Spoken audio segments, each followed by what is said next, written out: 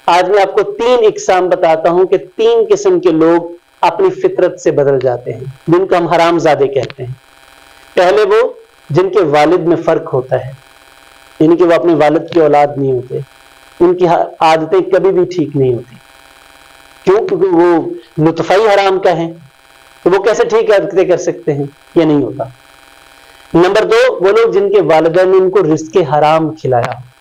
आप अपने आसपास देखेंगे, आपको नजर आएगा ऐसे बच्चे जो मुआशरे में उबाश होते हैं, उनके वालिदैन की कहीं ना कहीं ये गलती होती है कि वो रिज़्क़ उनको हलाल नहीं खिला रहे। वो बच्चे वहीं उठ के वालिदैन को गालियां भी देते हैं। वो ना सिर्फ बाहर बदतमीजी करते हैं, घर में भी वैसे ही होते, क्योंकि रिज़्क़ वैसा खाया होता है। और तीसरे नंबर के बच्चे ज्यादा जो खराब होते हैं, वो आप जरा सुन लें, ये बड़ी ध्यान वाली बात, ये आपके इख्तियार में जो बात अब मैं बताने लगा हूं। उनकी कंपनी ठीक नहीं होती, उनके दोस्त ठीक नहीं होते। ज्यादातर बच्चे वो हलाल के भी होते हैं, यानी अपने वालिदैन के औलाद होते हैं, उनको रिज़्क़ भी हलाल वालिदैन ने खिलाया होता है, लेकिन बेटे उनकी कंपनी, उनके दोस्त अच्छे नहीं होते। और इंसान अपनी कंपनी से पहचाना जाता है। वो जैसे दोस्तों में फिरता है, वैसे दोस्तों के साथ उसे निस्बत दे दी जाती है।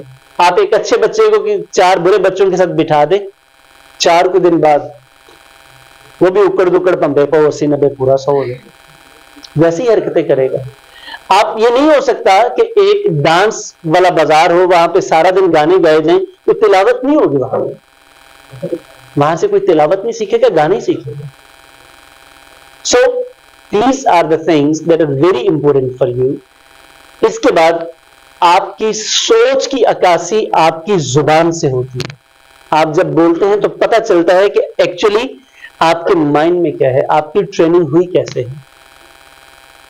किसी को नहीं पता चलता कि आप किस किस्म के वालिदैन की औलाद हैं, आपका फैमिली बैकग्राउंड कैसा है, आपकी तरबियत कैसी हुई है। ये तब पता चलता है जब आप अपनी जुबान खोलते हैं। हज़रत अली रज़ियल्लाहु ताला अन्हु ने फरमाया कि जब तक आपकी जुबान बंद रहती है, तब तक आपके ऐब छुपे रहते हैं, और जब आप गुफ्तगू फरमाते हैं तो आपके ऐब लोगों के सामने खुल जाते हैं।